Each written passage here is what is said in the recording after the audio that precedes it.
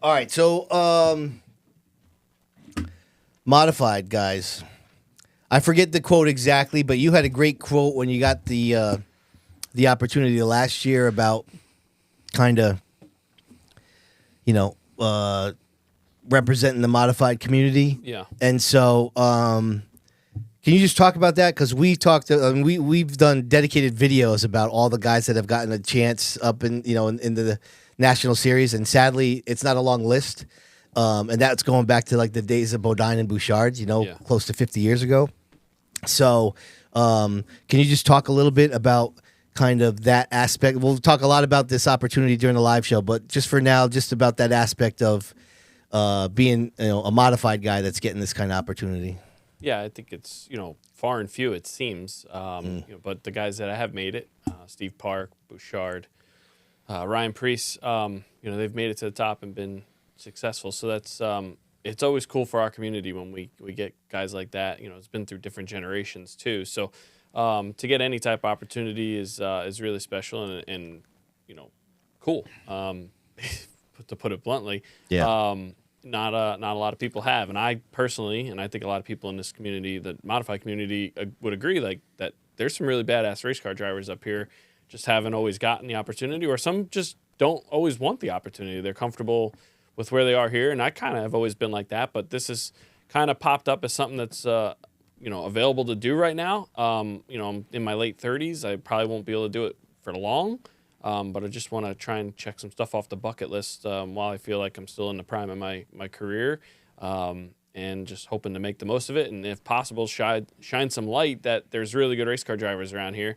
And if it can help a Austin Beers or a Luke Baldwin or some of these really young kids that are getting into modifieds, take that next step, really quickly to say a national series or a full body car. Anything could help. So it can't hurt to have eyes on modified. What a guys. great answer. Yeah. Really no, is. that really is a great answer because, I want to say, well, where do you want to be? But that really puts yourself out there as a leader of the tour. Yeah. To be able to be the one, hopefully, to open doors. Because, the first thing that comes to mind was, you're 36? I'm 37 next week. 37. Yeah. Like, whoa, he's old, even though you're not old. Yeah. He's old to be getting this shot. For sure, yeah. Right? But when you look at it in that way, like, if you can open doors for more people coming through the series, it was a great success. Yeah. And that's all you can ask for. Because, like I said, I don't have goals to go there full time. I mean, if the opportunity presented itself, I would try and figure it out. But I have a lot going on, work, my family, and I still want to race the modified tour. That's where my heart is. So, and there's still records I'd like to possibly get to if possible. So you got to stay here if you want to accomplish that. But I really do think some of these young guys like Austin and Luke, and I'm sure there's 5 more I'm forgetting that are going to be pissed at me, but they, given the right opportunity and the right funding behind them, could definitely do it. So I think it's a cool opportunity. And you said I'm the leader of the tour. I'm not saying that. Well, no, I'm just saying. But you're kind of the face of the tour right now. You're saying that. I'm not saying well, that. But yeah, I know what you're saying, and I try to represent it as best I can. So. Just trying to make the most of these races and have some fun along the way. And I want something for my kids to be able to, look back for sure, on, be proud of me. So when we interviewed for Stefanik Doc, and we've talked about this even before we did the interview about, like Mike kind of, I don't know if mentor is the right word, but imparting wisdom on you when you were younger. Are you at that point now where you see yourself doing that with younger ones, or are you still too competitive to go there yet?